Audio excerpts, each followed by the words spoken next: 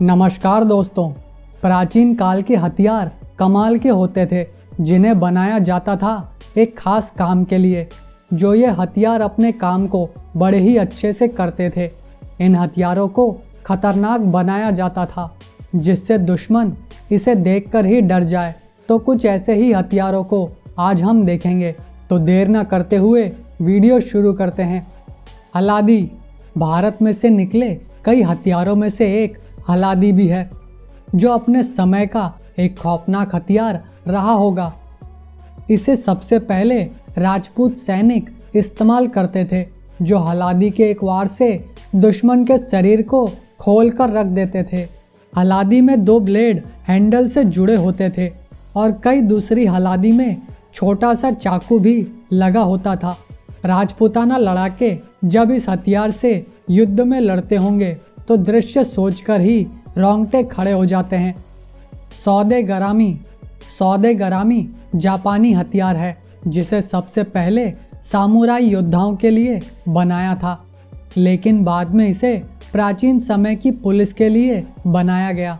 इस हथियार में एक लंबा सा लकड़ी का डंडा होता है, जिसके ऊपर नुकीले कांटे लगे होते हैं।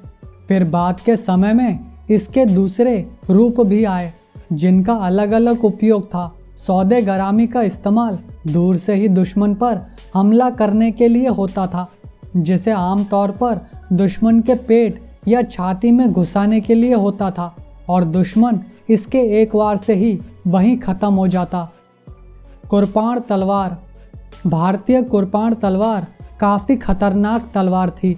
बिल्कुल इसी तरह की एक पर्शियन तलवार भी होती थी, जिसे पर्शियन शमशीर कहा जाता था। ये दोनों तलवारें दिखने में काफ़ी समान दिखती थीं, लेकिन ये बता पाना काफ़ी मुश्किल है कि पहले कौन सी तलवार बनी थी। कुरपाण तलवार अपने ऊपरी हिस्से से काफ़ी मुड़ी होती है, जिससे ये और घातक बनती है।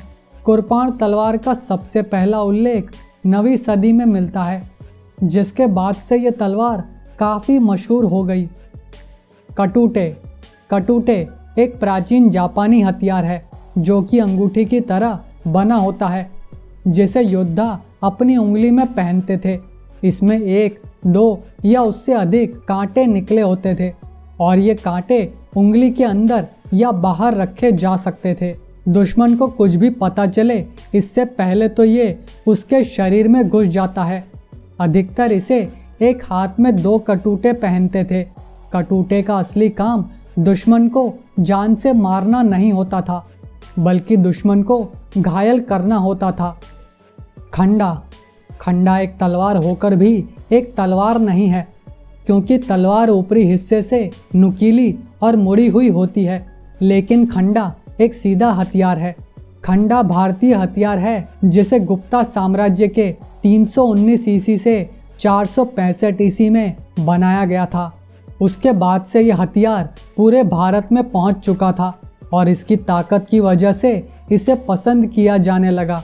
यह हथियार थोड़ी दूर खड़े दुश्मन पर वार करने के लिए बना था, ताकि ये सीधे काट सके। इसकी लंबाई 80 से 85 सेंटीमीटर तक होती थी, और इसका वज़न करीबन 1.5 से 2 किलो तक होता था। तो ये था आज का वीडियो। दोस्तों, ये वीडियो काफ़ी मेहनत के बाद बना है, जिसके लिए एक लाइक तो बनता है, और सब्सक्राइब बटन को प्रेस करना मत भूलिएगा। धन्यवाद।